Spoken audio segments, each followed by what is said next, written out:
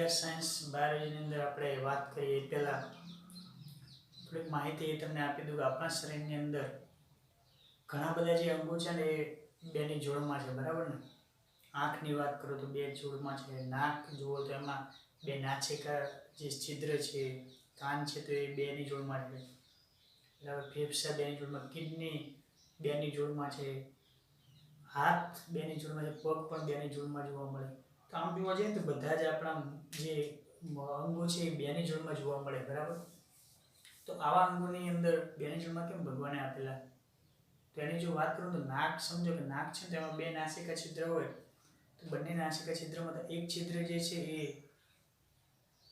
કહીએ કે પેટ્રોલ છે, ડીઝલ છે, એવી જે દુર્ગંધ વધારે પડતી સ્મેલ અથવા તીવ્ર સ્મેલ હોય એને સૂંઘવા માટે મદદ કરે.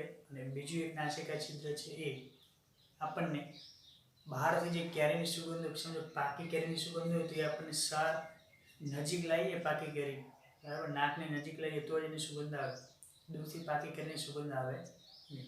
એ બંને છિદ્ર જે છે એનું કંઈક કાર્ય પણ થોડું ઘણું અલગ છે, બરાબર. બીજું ફેફસા છે તો ફેફસાની અંદર બે ફેફસાની અંદર એક ફેફસા અથવા તો કોઈ પણ બે અંગ છે તેમાંથી કોઈ પણ એક અંગ નાશ પામે તેની જગ્યાએ બીજું અંગ છે એ આપણા સજીવને ટકાવી રાખવા માટે મદદ કરે. સમજો કે ફેફસા છે તો એક ક્રિકેટર હતો ઇંગ્લેન્ડનો, એ ક્રિકેટરને જન્મ 3 મહિના વહેલા થયો, તો એના કારણે ફેફસાનો વિકાસ સંપૂર્ણ ગર્ભાશયની અંદર થયો નહીં, બરાબર. તો એટલા માટે એનું ફેફસાનો વિકાસ ન થયો એટલે એક જ ફેફસા ઉપર એનું આખી જે જિંદગી છે એને વિતાવી એમ. એવી રીતના હું વાત કરું ને તો કાનની વાત કરું તો બધી બાજુનો અવાજ આપણે સાંભળી શકીએ, એટલા માટે બંને બાજુ કાનની રચના જોવામાં આવે. એક કાન બંધ થાય તો બીજો કાન આપણને મદદ કરે સાંભળવા માટે. આંખની વાત કરું તો 3D પિક્ચર બનાવવા માટે, આપણે જે કંઈ પણ દ્રશ્ય જોઈએ છીએ 3D સ્વરૂપે આપણને દેખાય એટલા માટે આપણે બંને આંખ જે છે કેટલાક કોણ સાથે સંકળાયેલ છે, એટલે કે 5 સેન્ટીમીટર જેવું એક એ મૂલ્ય છે એની સાથે સંકળાયેલું, એટલા માટે 3D જે આપણે દ્રશ્ય છે એ જોઈ શકીએ, બરાબર. આપણે એક આંખ બંધ કરીને એક આંખે જોઈએ તો આપણે 3D ચિત્ર જેવું દેખાય નહીં, તો એના માટે આંખ પણ મદદ કરે. ટૂંકમાં આપણે એવું કહી શકીએ કે બધા જ જે અંગો છે એ જોડમાં હોવાથી જો કોઈ અંગ નાશ પામે, એટલે કોઈ એક ભાગ એનો નાશ પામે તો બીજો ભાગ મદદ કરી શકે. આપણે સાંભળ્યું છે કિડની હોય તો એક કિડની ફેલ થઈ જાય તો બીજી કિડની એ આપણા શરીરને ટકાવી રાખે, બરાબર. ચલો, આની સાથે આપણે ચેપ્ટરની વાત કરીએ તો પ્રકરણ 2 ની અંદર ભાગ 5 આગળના ભાગની અંદર આપણે મોનેરા વિશે વાત કરી હતી, બરાબર. જૈવિક વર્ગીકરણ ચેપ્ટર મોનેરા વિશે વાત કરી હતી. મોનેરાની અંદર આપણે ભણ્યા હતા, પ્રકાર વિશે વાત કરી હતી. પ્રકારની અંદર જોવા જઈએ ને તો યુબેક્ટેરિયા અને આર્કીબેક્ટેરિયા, આ બે પ્રકાર જે છે એ બેક્ટેરિયાના મુખ્ય સભ્યોના બેક્ટેરિયા, તેના બે પ્રકાર આપણે પાડીએ, આર્કીબેક્ટેરિયા અને યુબેક્ટેરિયા, બરાબર. તો આર્કીબેક્ટેરિયા એ કેવા હતા? તો મેં વાત કરી હતી કે એક અક્કડ હતા એમ. અક્કડ એટલે કે ખારા પાણીમાં પણ રહે, કાદવ કીચડમાં પણ રહે, બરાબર. બહુ ગરમી હોય એમાં પણ એ સહન કરી શકે એવા અક્કડ હતા. એની કોષ દિવાલ શાની બનેલી હતી? પેપ્ટિડોગ્લાયકેનની બનેલી જોવા મળતી, બરાબર. તો આવી રીતના એના એ જે લક્ષણ છે ને એ એના મુખ્ય આ પ્રકારે જોવા મળતા આર્કીબેક્ટેરિયા. બીજું કે એ યુબેક્ટેરિયાની વાત કરું ને તો યુબેક્ટેરિયાની અંદર ઘણા બધા પ્રકાર હતા, એમાંથી બે પ્રકાર ખાસ સમજવાના છે. રસાયણ સંશ્લેષી, પ્રકાશ સંશ્લેષી, વિષમપોષી, બરાબર. પછી સાયનોબેક્ટેરિયા, પછી માઇકોપ્લાઝ્મા, બધા જ એના પ્રકાર છે. કોના? યુબેક્ટેરિયાના. તો એની અંદરથી સાયનોબેક્ટેરિયાની વાત કરું તો એ ક્લોરોફિલ એ ધરાવે, પ્રકાશ સંશ્લેષણ એ જોવા મળે એની અંદર. એની અંદર એક નોન સ્ટોકની આપણે એક આકૃતિ સર્પાકાર આકારે દોરી હતી, બરાબર. નોન સ્ટોકનું ઉદાહરણ ગણી શકાય. એની અંદર આજુબાજુ જોવા જઈએ ને તો આવરણ આવેલું મ્યુસિલેસનું. જે કંઈ પણ વાત કરું તમે તમારા જે નોટબુકમાં નોંધ કરી હોય એને સામે રાખી અને હું જે બોલું એ ધ્યાનમાં રાખવાનું, બરાબર. તો આપણને એ રિવિઝન થશે. બાકી રિવિઝન હું એકલો બોલીશ અને તમારી પાસે કોઈ સાહિત્ય જે લખેલું હશે નોટબુક એ નહીં રાખો તો આ બધું એમનામ જ જશે ઉપરથી. એટલે સાથે રાખવું, હું બોલું એ પ્રમાણે એ નોટબુકની અંદર જોતું રહેવાનું, તો આપણને એનું રિવિઝન થશે, બરાબર. તો એ સાયનોબેક્ટેરિયા ક્લોરોફિલ એ ધરાવે, પછી પ્રકાશ સંશ્લેષણની ક્રિયા કરે છે. એની અંદર મેં વાત કરી સર્પાકાર આકારે નોનસ્ટોપની આકૃતિ દોરી, એની આજુબાજુ જે આવરણ હોય મિસ્યુલિસનું આવરણ હોય તો જિલેટિનનું આવરણ જોવા મળે. એની વચ્ચે એક અભિકોષ આવેલો હોય. એ અભિકોષ ખાસ સમજવા જેવો હતો કે બાકીના બધા કોષ જે હતા ને એ પ્રકાશ સંશ્લેષણ કરી શકતા, એટલે એની અંદર O2 જે છે ને એ O2 બહાર નીકળી શકતો, બાકીના જે કોષ હતા. અને વચ્ચે વાદીગ્લનનો મેં તમને ભાગ દોરીને કોષ બતાવ્યો હતો, એ અભિકોષ. એ અભિકોષની અંદર નાઇટ્રોજનનું એમોનિયામાં રૂપાંતર થવાની ક્રિયા થતી, એ પણ ઓક્સિજનની ગેરહાજરીમાં. બરાબર, કારણ કે એ જે કોષ હતો અભિકોષ એ ઓક્સિજન માટે કહેવાય ને કે એને સ્વીકારતો નહોતો એમ, કારણ કે જે નાઇટ્રોજનમાંથી એમોનિયા ફરવાની જે ક્રિયા છે એની અંદર એક ઉત્સેજક કાર્ય કરે. બરાબર, એ ઉત્સેજક અભિકોષની અંદર આવેલો હોય.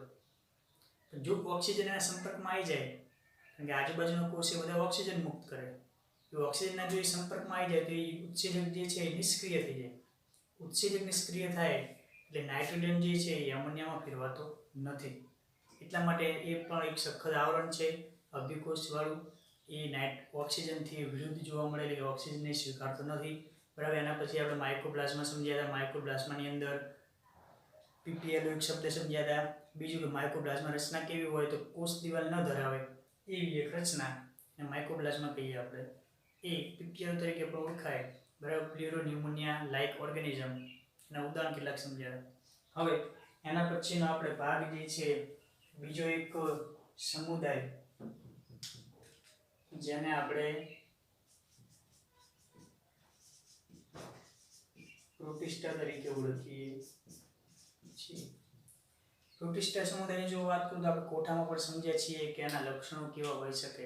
બરાબર, તો પ્રોટિસ્ટા આપણને એક કોષી જોવા મળે. કેવું સજીવ જોવા મળે છે?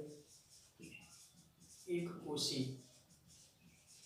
તો એક કોષીય સજીવ આપણને બે જોવા મળે. મોનેરા આગળ સમજ્યા હતા, એ પણ કેવું હતું? એક કોષી સજીવ હતો. અહીં પ્રોટિસ્ટા છે તો એ પણ કેવા સજીવ છે? એક કોષી સજીવ જ છે. આજે પ્રોટિસ્ટા જે છે એક કોષી ખરા, પણ કેવા? સુકોષ કેન્દ્રી, એટલે સ્પષ્ટ કોષ કેન્દ્ર ધરાવે છે, બધી જ અંગિકાઓ ધરાવે છે, એવા કોષો છે. બરાબર, એવા એક સજીવો છે. એટલે પ્રોટિસ્ટા અને મોનેરામાં શું ફેર?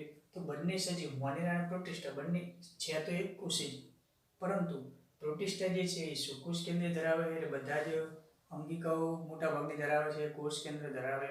જ્યારે મોનેરા જે છે એ એક કોષી છે, પણ એની અંદર આદિ કોષ કેન્દ્રિક કોષ એ ગણવામાં આવે છે. એની અંદર અંગિકાઓ હોતી નથી, કે સ્પષ્ટ કોષ કેન્દ્ર પણ જોવા મળતું નથી. ઓકે, બીજું કે પ્રોટિસ્ટા જે છે ને એના જે કંઈ પણ પ્રોટિસ્ટાની અંદર સજીવોનો સમાવેશ થાય એ કશા ધરાવે, પછી પક્ષમો પણ ધરાવે છે. બરાબર, એટલી સમજણ પડી. પહેલા આપણને કોઠો યાદ આવવો જોઈએ. કોઠાની અંદર જે કંઈ પણ એના મુખ્ય લક્ષણો હતા એ યાદ આવવા જોઈએ. પછી આપણે એની આવી ચર્ચાને સમજી શકીએ છીએ. ચલો આગળ, એના જે પોષણ પદ્ધતિની હું વાત કરું ને, તો પોષણ પદ્ધતિ આપણે જો કોઠો પાકો કર્યો હોય તો એ યાદ હોઈ શકે. બરાબર, પોષણ પદ્ધતિ એની જોવા જઈએ તો એક તો સ્વયંપોષી હતા. બરાબર, સ્વયંપોષી એની અંદર બે પ્રકાર આપણે પાડીએ, પ્રકાશ સંશ્લેષી અને રસાયણ સંશ્લેષી. સ્વયંપોષીની અંદર બે પ્રકાર આવે, એક પ્રકાશ સંશ્લેષી આવે, એક રસાયણ સંશ્લેષી આવે. એમાંથી અહીંયા હું એવું લખી શકું સ્વયંપોષી, પરંતુ કેવા? તો કે પ્રકાશ સંશ્લેષી.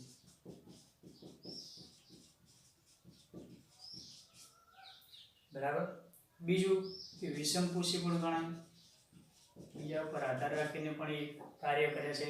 અને ત્રીજું મિશ્રપોષી. કેવા? મિશ્રપોષી. વિષમપોષી, સ્વયંપોષીની અંદર ફક્ત પ્રકાશ સંશ્લેષણ, પ્રકાશનો ઉપયોગ કરીને જ ખોરાક બનાવશે, રસાયણનો ઉપયોગ કરશે નહીં. આપણે મોનેરાની અંદર રસાયણથી કેવી રીતના ખોરાકની ઉત્પત્તિ થાય એ આપણે સમજ્યા હતા, તો એ પ્રકાર અહીંયા લાગુ પડતો નથી. હવે આપણને મોનેરા પણ એક કોષી છે, પ્રોટિસ્ટા પણ એક કોષી છે, તો એની અંદર પહેલો તો એનો મુખ્ય તફાવત સુકુશ કેન્દ્રિક કોષનો આવ્યો, ઓલું આદિ સુકુશ કેન્દ્રિક કોષ હતો.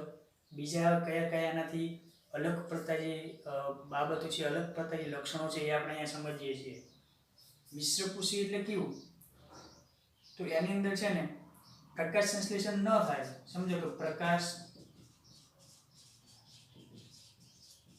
સંશ્લેષણ ન થાય ત્યારે એ વિષમ કોષ દર્શાવે. બરાબર. એટલે મિશ્રકોષી સજીવો એવા હશે કે જ્યાં સુધીનો પ્રકાશ મળશે ને, બહારથી પ્રકાશ મળે ત્યાં સુધી પ્રકાશ સંશ્લેષણ વડે ખોરાક બનાવશે. પણ જો પ્રકાશ કોઈ કારણસર ન મળે એને, બરાબર, પ્રકાશના સંપર્કમાં એ ન હોય તો એ વિષમકોષી એટલે કે બીજા પર આધાર રાખીને ખોરાક મેળવે છે. બંને પદ્ધતિ દર્શાવે છે. કોઈ એક જ સજીવની અંદર બંને પદ્ધતિ હશે, એ સજીવ મિશ્રકોષી ગણાશે. કે વિષમકોષી છે તો એ ફક્ત ને ફક્ત વિષમકોષી. જો એને કોઈ બીજો આધાર ન મળે, એટલે કે એને ખોરાક ન મળે બીજાનામાંથી, તો એ મૃત્યુ થઈ શકે છે. બરાબર. ચલો, આ રીતના આપણે એની પોષણ પદ્ધતિ સમજ્યા. હવે એના પ્રકારની વાત કરું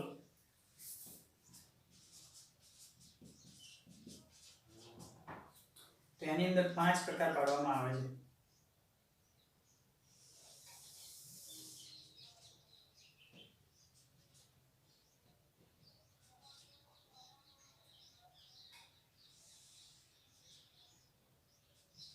કેટલા પ્રકાર પાડવામાં આવે છે? 5 પ્રકાર પાડવામાં આવે છે. 5 પ્રકારની જો એક કહું તમને સૂત્ર બનાવું ને, તો એનું સૂત્ર આવું બની શકે. સમજો અહીંયા હું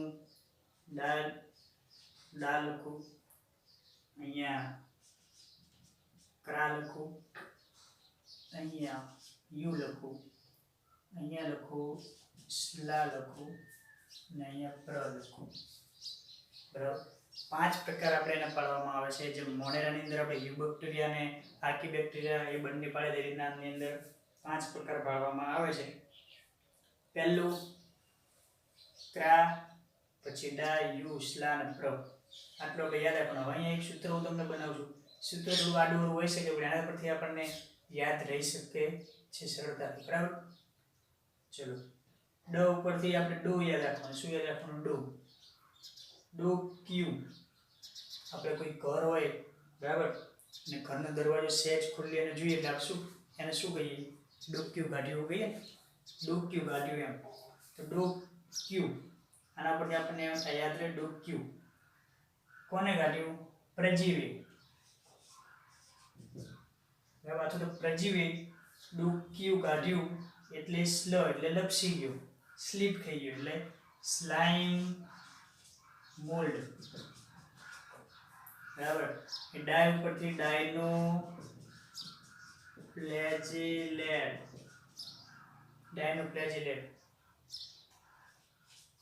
બરાબર. અને ક્રા ઉપરથી ક્રાયોફાઇટ્સ. યુ ઉપરથી યુગ્લિનોઇડ્સ. બરાબર. તો આ પ્રકારે આપણે ક્રાયોસોફાઇટ્સ, બરાબર, સો લખીએ આપણે વચ્ચે ક્રાયોસોફાઇટ્સ. તો અહીં મેં કેવી રીતના યાદ રાખવાનું તમને વાત કરી. પ્રજીવે ડોક, પછી અહીંયા આવી જવાનું. પ્રજીવે ડોક્યુ કાઢ્યું એટલે સ્લીપ થઈ ગયો, બરાબર, લપસી ગયો એમ. સ્લીપ ઉપરથી આપણે સ્લાઇમ મોલ્ડ યાદ રહેવું જોઈએ. બરાબર. આ એક યાદ રાખવા માટે એક પદ્ધતિ છે, એક સરળ પદ્ધતિ, આપણને યાદ રહી શકે. જો એને ગોખવા જઈએ તો યાદ ના આવે, એટલા માટે આવું યાદ રાખીએ આપણે. બરાબર. કે પ્રજીવે ડોક્યુ કાઢ્યું એટલે સ્લીપ થઈ ગયું. ચલો, આની અંદર જોવા જઈએ ને તો દરેક પ્રકારની પોષણ પદ્ધતિ જે છે એ અલગ અલગ જોવા મળે. તો પહેલી બે જે છે ને ક્રાયોસોફાઇટ્સ અને ડાયનોફ્લેજેલસ, એની અંદર પ્રકાશ સંશ્લેષણ જોવા મળે.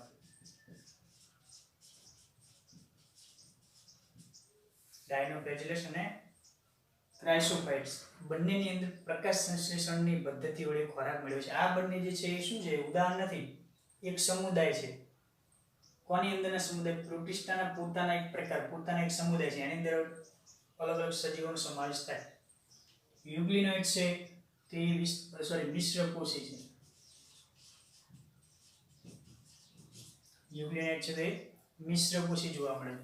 સ્લાઇમ મોડ અને પ્રજીવ આ બંને છે તો એ વિષમપોષી જોવા મળે. બરાબર, તો આપણને યાદ રહેવું જોઈએ. આટલું યાદ હશે તો આગળ આપણે સાહિત્ય અને ટોપિક સમજી શકીશું. બરાબર, થોડું આપણને અઘરું લાગતું હોય પણ એ અઘરું હકીકતમાં છે નહીં, કારણ કે જેટલી વાર એનું રિવિઝન કરીશું તેટલી વાર આપણને ધ્યાનમાં આવશે એટલે તરત યાદ રહી જશે. એમાં પણ આવું જે સૂત્ર બનાવું છે, સૂત્રને જો આપણે વારંવાર એનું રટણ કરશું ને તો યાદ રહી જ જશે. બરાબર, ચલો પહેલું ક્રાઇસોફાઇટ્સ અને ડાયનોપ્લેજસ તે પ્રકાશ સંશ્લેષણ વડે ખોરાક મેળવે. યુગ્લિનસ જે સમુદાય છે એ મિશ્રપોષી છે. સ્લાઇમ મોડ અને પ્રજીવ છે તે વિષમપોષી છે. આના આધારે જે બંને અલગ અલગ પ્રકાર પાડવામાં આવે છે. બરાબર, મિશ્રપોષી તો આ બંને, પ્રકાશ સંશ્લેષણ તો આ બંને. આ બંનેની અલગ લક્ષણો હશે કંઈક તો જ એ બંનેને અલગ કર્યા છે. બાકી બંને પ્રકાશ સંશ્લેષણ કરે તો એક ના એને ભેગા કરી શકીએ, પણ એની અંદર પણ કંઈક અલગ લક્ષણો જોવા મળશે આપણે જોઈએ.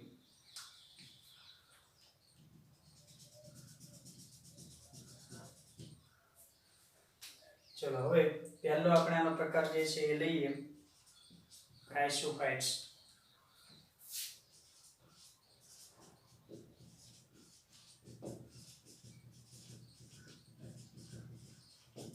ક્રાઇસોફાઇટ્સની હું વાત કરું ને તો આ જે સમુદાય છે પ્રોટિસ્ટાની અંદર એ મીઠા પાણીમાં પણ રહે છે. બરાબર, મીઠા પાણી તથા ખારા પાણીમાં પણ રહે. બરાબર, બંને પાણીની અંદર જોવા મળે. બીજું કે પ્લવકો સ્વરૂપે જોવા મળે. પ્લવકો એટલે શું? તો કે પાણી પર તરતા રહે. પ્લવકો એને કહેવામાં આવે કે જ્યાં પાણી ઉપર જે તરે, બરાબર, એની અંદર ડૂબી જતા નથી, તરી અને પોતાનું જીવન ગુજારતા, તેને પ્લવકો કહેવાય. તો ક્રાઇસોફાઇટ્સ છે ને પાણી પર તરતા જોવા મળે. ઘણા અપવાદ સ્વરૂપે નીચે જોવા મળે છે. બાકી આપણે પછી સમજીએ કઈ રીતે નીચે જતા રહે છે એ પણ આપણે સમજીએ. આની અંદર બે પ્રકાર એ જોવા મળે. એક ડાયટમ્સ અને એક જોવા મળે છે એક ડાયટમ્સ અને બીજું જોવા મળે છે ડેઝમિડ.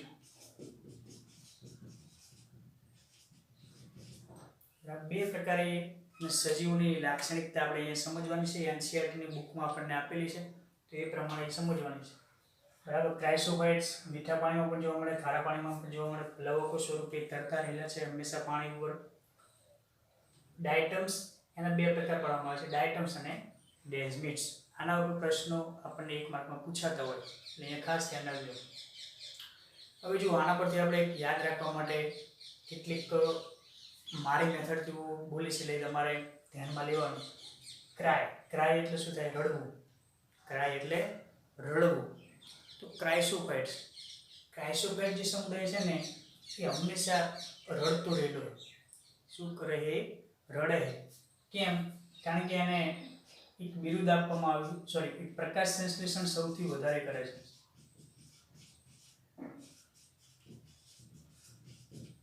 સૌથી વધારે શું કરે છે? પ્રકાશ સંશ્લેષણ કરે. એટલા માટે એના ઉપર કહીએ ને આપણે કે અત્યાચાર કરવામાં આવે.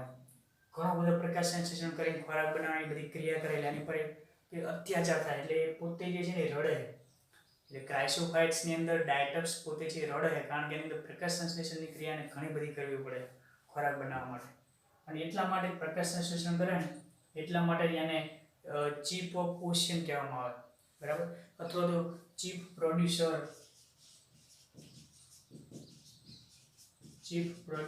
ઓફ મહાસાગર. ચીફ પ્રોડ્યુસર ઓફ મહાસાગર કહેવામાં આવે છે. કેમ? કારણ કે પ્રકાશ સંશ્લેષણ સૌથી વધુ થાય છે એના વડે, એટલા માટે એને ચીફ પ્રોડ્યુસર ઓફ મહાસાગર કહેવામાં આવે છે. આ પ્રશ્ન પૂછાઈ ગયેલો આપણે યાદ રાખીએ. બરાબર, ચલો હવે હું એની વાત કરું તેનું બંધારણ કેવું જોવા મળે. તો એ પોતે એક આ રીતના ચંપલ આકાર હોય ને એ રીતના ચંપલ આકારે એનું બંધારણ જોવા મળે. કઈ રીતે? બે સ્તરનું જોવા મળે. બે સ્તરની અંદર નાના એની અંદર સિલિકાની આ દિવાલ બનેલી હોય છે.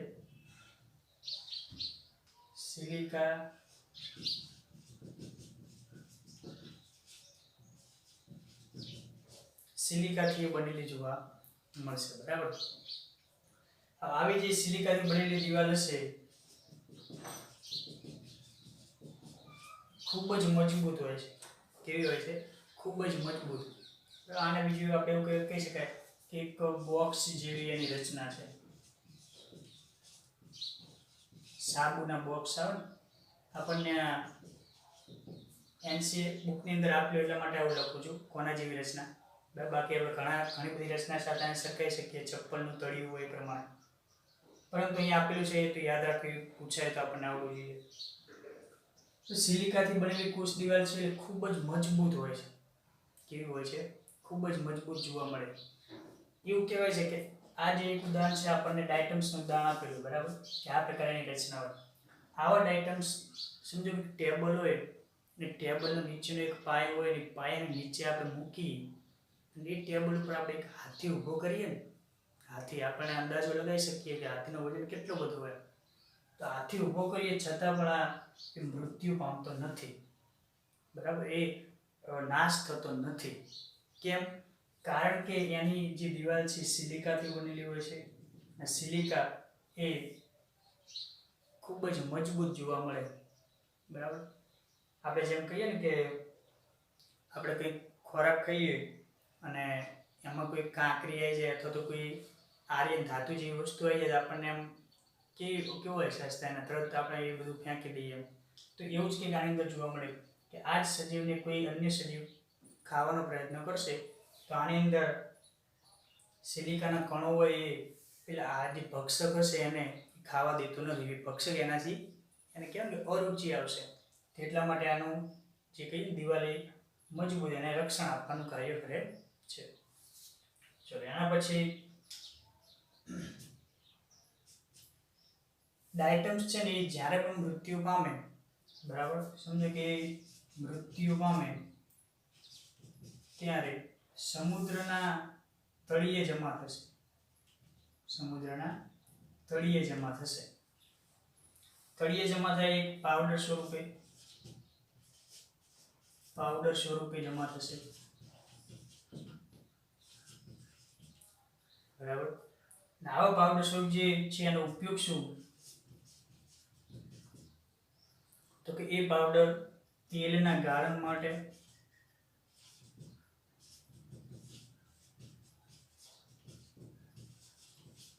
અને વસ્તુના ચળકાટ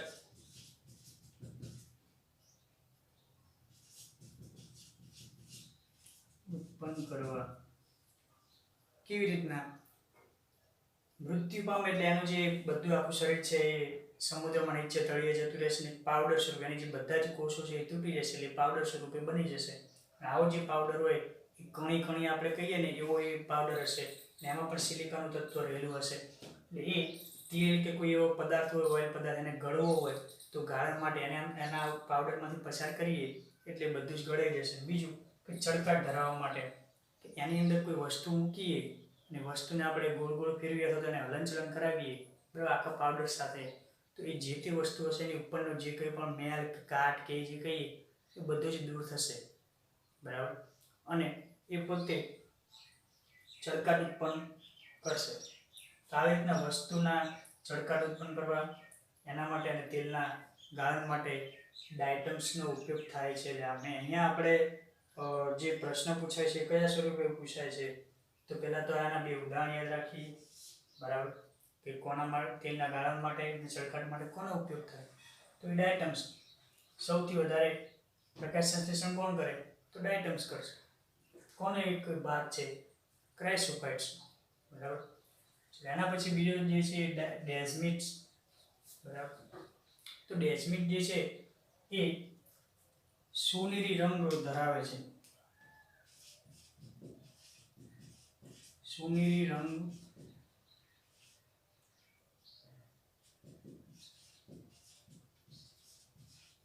સોનેરી રંગનું જોવા મળે. આની કોઈ વિશેષ માહિતી આપણને એનસીઈઆરટીમાં બુકમાં પણ નથી આપેલી. એટલે થોડુંક એનું યાદ રાખવાનું છે કે પહેલાં તે સોનેરી રંગની બનેલી છે અને પ્રકાશ સંશ્લેષણ તો કરી જ શકે છે.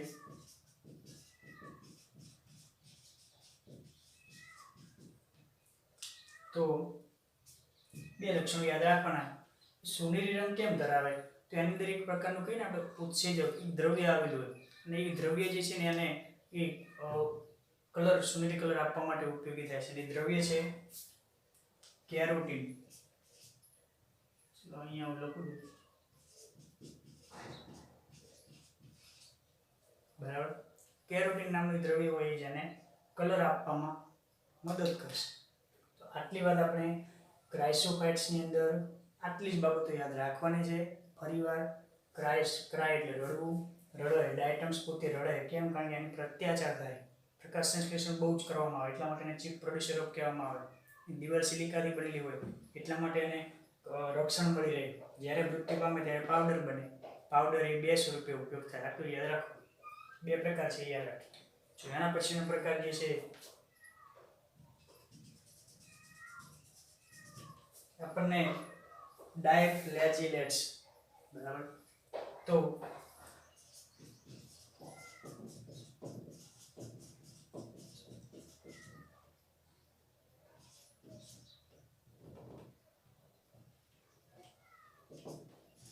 ડાયફ્લેજેલેટ્સ જે છે ને એ બહુ મજાના કહીએ તો પ્રોટિસ્ટા સમુદાયનો એક ભાગ છે. કેમ મજાના? કારણ કે એની અંદર જોવા જઈએ ને તો એ ક્રાઇસોફાઇટ્સથી કેવી રીતના અલગ પડે? પહેલાં તો એ આપણે સમજવાનું. તો ક્રાઇસોફાઇટ્સથી અલગ પડે છે એટલા માટે પહેલાં તો એ મીઠા પાણીમાં પણ જોવા મળે અને ખારા પાણીમાં પણ જોવા મળે. ખારા પાણીમાં વધુ જોવા મળે. બરાબર. આપણે આ રીતે થોડુંક સરખી રીતે લખી નાખીએ, બરાબર, બુકની અંદર એટલે કે નોટબુકની અંદર. મીઠા પાણીમાં તો જોવા મળશે, ખારા પાણીમાં પણ જોવા મળશે, પરંતુ સૌથી વધુ જોવા મળે ખારા પાણીમાં, બરાબર. 50%થી વધુ પણ ખારા પાણીમાં જોવા મળે છે. હવે એ વધારેમાં વધારે રંગ ધરાવે છે, બરાબર. શું ધરાવે છે? રંગમાં વિવિધતા. પછી પ્રકાશ સંશ્લેષણ તો કરે જ છે.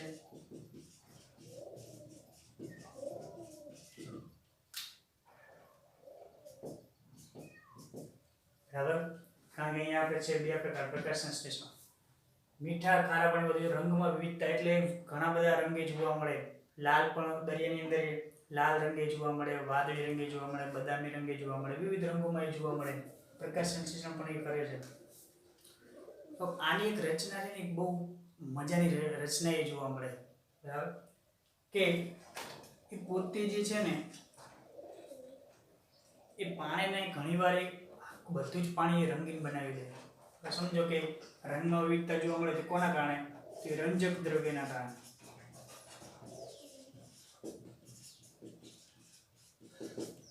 રંજક દ્રવ્ય હોય, સમજો લીલા કલરનું અંદર રંજક દ્રવ્ય ધરાવે એ સજીવ, તો એ લીલા કલરનું સજીવ રહેશે, બરાબર. પછી એની અંદર બદામી રંગનું રંજક દ્રવ્ય હોય તો એ બદામી રંગ ધરાવશે. એવી રીતના એ રંગમાં વિવિધતા ધરાવે. કોના કારણે? રંજક દ્રવ્યના કારણે. આપણને ખબર હોવી જોઈએ. એના ડાયફ્લેજેલેટ્સની રચના કેવી હોય? તો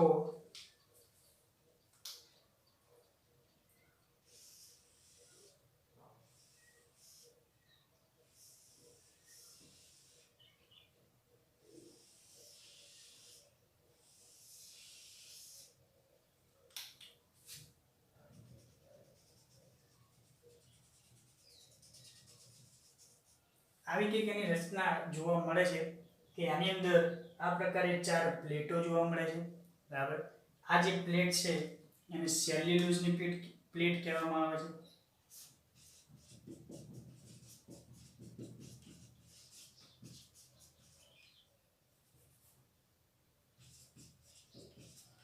સેલ્યુલોઝની પ્લેટ એને રક્ષણ આપવાનું કાર્ય કરશે,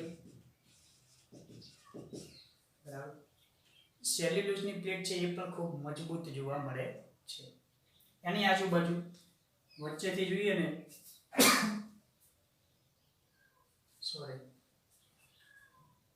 એક બંને સેલ્યુલોઝની પ્લેટ છે એની વચ્ચેથી એક તાંતણા જેવી રચના જોવા મળે.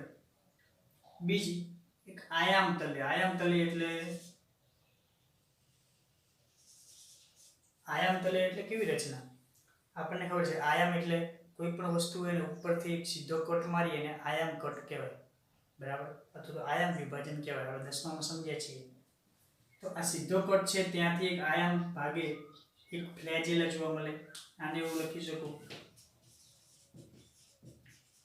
આયામ ભાગે ફ્લેજેલા એટલે એક તંતુ જેવી રચનાને ફ્લેજેલા કહેવાય. આ જે છે બે પ્લેટની વચ્ચેની ફ્લેજેલા, બરાબર. તો આવી ફ્લેજેલા શું એને મદદ કરશે? તો કે આ જે સમુદ્રની અંદર એને હલનચલનની ક્રિયા છે એ સીધે આમ જશે નહીં, એ શક્તિમાનની જેમ જશે. આપણે સિરિયલ જોઈએ નાના હતા ત્યારે, શક્તિમાન પહેલા આવતી હતી. શક્તિમાન શું કરે? ગોળ ગોળ ફરીને જાય. તો એવી જ રીતના ડાયફ્લેજેલિસ જે છે એ પણ ગોળ ગોળ ફરતા એ પોતાનું હલનચલન દર્શાવે છે. આવું જે ગોળાકાર ફરવાની ક્રિયા છે એ ક્રિયા આ બંને ફ્લેજેલા છે એના કારણે થશે. એક ફ્લેજેલા છે એ ઉપર હેલિકોપ્ટરની જેમ ફરશે, અહીંયા પણ હશે, બરાબર, અહીંયા પણ ફ્લેજેલા આવી હોય, એ હેલિકોપ્ટરની ફરે, હેલિકોપ્ટરની જેમ, બાજુમાં છે એને હલનચલન આપશે. તો આવી રીતે ગોળ ગોળ ફરતું પોતાનું હલનચલન દર્શાવે છે. તો અહીંયા હું લખી શકું કે બંનેનું કાર્ય શું છે? તો હલનચલન કયા આકારે? ગોળાકાર આકારે, બરાબર. ચલો હવે આપણે આની વાત કરી કે ફ્લેજેલા કયા સ્વરૂપે જોવા મળે, એનો આકાર કેવો, બરાબર, કઈ અંદર લક્ષણો જોવા મળે, એની આપણે વાત કરી. હવે ડાયફ્લેજેટ, જેમ અહીંયા તમને મેં ક્રાય શબ્દ આપ્યો તો એટલે રડવું, એવી જ રીતના અહીંયા આપણે યાદ રાખવા માટે એવી રીતના યાદ રાખી શકીએ. ડાય ઉપરથી ડાકણ, ડાયફ્લેજેટ એક ડાકણ છે એમ. એ ખારા પાણીમાં રહે, કારણ કે ડાકણ હોય તો ગમે ત્યારે એને કંઈ જરૂર નહીં, ખારા પાણીમાં રહે અને કંઈ નડતું નહીં, બરાબર. ડાકણ ખારા પાણીમાં રહે. એક સ્ટોરી યાદ રાખજો એટલે આપણને આખી આ પદ્ધતિ યાદ રહી જશે. ખારા પાણીમાં રહે અને વિવિધ રંગો ધરાવે, કારણ કે ડાકણ જે છે એનું કર્તૃત્વ, એની જે ક્રિયા છે એમાં પણ રંગમાં વિવિધતા. રંગ એટલે આપણે ઘણા માણસો બહુ રંગ બદલે, એટલે કે એનો સ્વભાવ બદલે, એ પ્રમાણે આ ડાકણ છે ઘણા બધા રંગો બદલે, બરાબર. ડાકણ રંગીલી છે એમ, બરાબર, રંગીલો રાજા એમ, રંગીલી ડાકણ. એ રંગીલી ડાકણ છે પોતાની ઉપર સેલ્યુલોઝની પ્લેટ ધરાવે, પોતાના શરીર ઉપર સેલ્યુલોઝની પ્લેટ ધરાવે, કારણ કે એને બીજી ઘણી બધી ડાકણ છે એનાથી રક્ષણ મળી રહે, બરાબર. અને આ જે ફ્લેજેલા છે એનાથી શક્તિમાનની જેમ હંમેશા ફરતી રહે છે એમ, બરાબર, પોતાના વિસ્તારની અંદર. તો આવી એક ડાકણ છે, એમાં એવી ડાકણ બીજી એક આવે છે, બરાબર. તો સાહેબ તમે શું ચાલુ કર્યું ભૂત પ્રેતનો? પણ મજા આવશે, આપણને સ્ટોરી યાદ રહી જશે, બરાબર.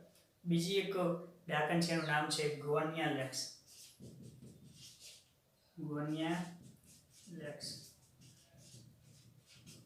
આ એક જે ગોનિયાલેક્સ જે છે આપણને ડાયફ્લેજેલિસનો એક સજીવ છે. જેમ આપણે રંગમાં વિવિધતા સમજે ને, એ રંગમાં વિવિધતા ધરાવતો એક સજીવ છે કે ગોનિયાલેક્સ, જે એનું નામ આપવામાં આવ્યું છે, બરાબર. ગોનિયાલેક્સ જે છે એ શું છે? તો કે સમુદ્રની અંદર એ બહુ જ ઝડપી બહુગુણન થાય.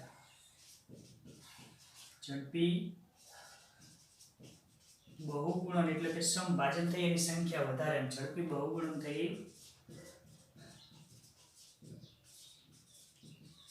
અને પોતાની સંખ્યા છે ને વધારે. ગોનિયાલેક્સ પોતાની સંખ્યા વધારે એટલે આપણે સમજી શકીએ કે સમુદ્રની અંદર જો સંખ્યા વધે અને એ પોતે રંગ ધરાવે, બરાબર. રંગ કોઈ પણ હોઈ શકે, એ રતાશ પડતો હોઈ શકે. સમજો કે સંખ્યા વધારે રતાશ પડતી જોવા મળે છે, એના કારણે ભરતી અને ઊંટ સમુદ્રમાં આવે. ભરતી અને ઊંટ એટલે આપણે જે દરિયાને પાણીની ભરતી કહીએ એટલે ઊંટ કહીએ, એ ઊંટ નથી સમજવાનું. અહીંયા ઝડપી બહુગુણનથી સંખ્યા વધી જાય, ગોનિયાલેક્સની સંખ્યા વધી જાય અને લાલ કલરની ધરાવે, રતાશ પ્રકારની એનો કલર છે, તો એની ભરતી એટલે એની સંખ્યા વધી જાય અને ભરતી કહીએ આપણે, બરાબર. તો આવા સમયે સમુદ્રની અંદર પોતે આખો જેટલા ભાગમાં સમુદ્રમાં આની સંખ્યા છે બધો જ સમુદ્ર કેવો દેખાશે? સમુદ્ર રતાશ પડતો દેખાય છે. આપણે ઘણીવાર આપણે નેટવર્ક એટલે કે સોશિયલ મીડિયામાં આપણે કોઈ ફોટા જોયા હોય અથવા તો કોઈ ટીવીની અંદર આપણે ફોટા જોયા હોય સમુદ્રની અંદર કેટલોક ભાગ હોય એકદમ લીલા કલરનો, એકદમ બદામી રંગનો અથવા તો એકદમ લાલ રંગનો જોવા મળે. તો એ શેના કારણે? તો હવે આપણને ખબર પડી કે ગોન્યાલેક્સ નામનો એક સજીવ છે કે જે રતાશ પડતો એનો રંગ છે એની સંખ્યા વધી જાય એટલે સમુદ્રની જે સપાટી ઉપર એ હશે એ સપાટી બધી જ રતાશ પડતી દેખાય છે. અને એક પ્રકારનું એ ઝેર છોડે છે જે સજીવોને નાશ કરે છે. પોતાની સાથે ઘણીવાર પોતાના શરીરમાંથી ઝેર છોડે છે. કારણ કે આપણને ખબર ડાકણ હંમેશા શું છોડે? ઝેર છોડે અને બીજા સજીવોને નાશ કરે છે. બરાબર. તો આ પ્રમાણે આપણે અહીંયા ડાયોફ્લેજેલેટ્સની વાત કરી. એના જો પ્રજનનની હું વાત કરું ને તો પ્રજનન જે છે અલિંગી જોવા મળે છે. પ્રજનન એ અલિંગી પ્રકારે જોવા મળે છે. અને ઉદાહરણો અહીંયા લખું તો ઉદાહરણ સ્વરૂપે એના બે ઉદાહરણ આપણે યાદ રાખી, કદાચ બુકની અંદર નહીં આપેલા હોય. સિરાટીનિયમ અને બીજું એક ઉદાહરણ છે બ્લાસ્ટોડોનિયમ.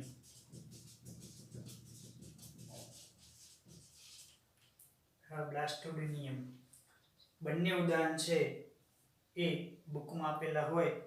મને બહુ ખ્યાલ નથી, જો બુકમાં આપ્યા તો યાદ રાખીએ. એમને પણ નીટના માટે તૈયારી રાખવી હોય તો આપણે યાદ રાખી શકીએ છીએ. તો અહીંયા આપણે ડાયફ્લેજેલેટ્સ અને ક્રાઇસોફાઇટ્સ એટલે બંને સજીવોને આપણે ચર્ચા કરી. બંને પ્રકાશ સંશ્લેષણ છે. બંનેની અંદર ક્રાય એટલે રડવું, રડવા ઉપરથી પ્રકાશ સંશ્લેષણને વધારે થાય છે એટલા માટે ડાયટમ્સ, ચીફ પ્રોડ્યુસર, આ બધી મેં જે થિયરી તમને સમજાય છે સારી રીતે. પણ અહીંયા ડાયફ્લેજેલેટ ડાકણ યાદ રાખવાની. ડાકણ યાદ આવશે એટલે આપણને બધા પોઈન્ટ યાદ આવશે. ઝેર પણ યાદ આવશે અને એની સંખ્યા વધારશે અને બહુગુણન થશે. પ્લેટ ધરાવે છે એ રંગીલી ડાકણ છે અને બધા જ પોઈન્ટ આપણને યાદ આવી જશે. બરાબર. હવે પછીના જે બાકીના 3 પ્રકાર છે એ આપણે આવતા ભાગની અંદર સમજીશું.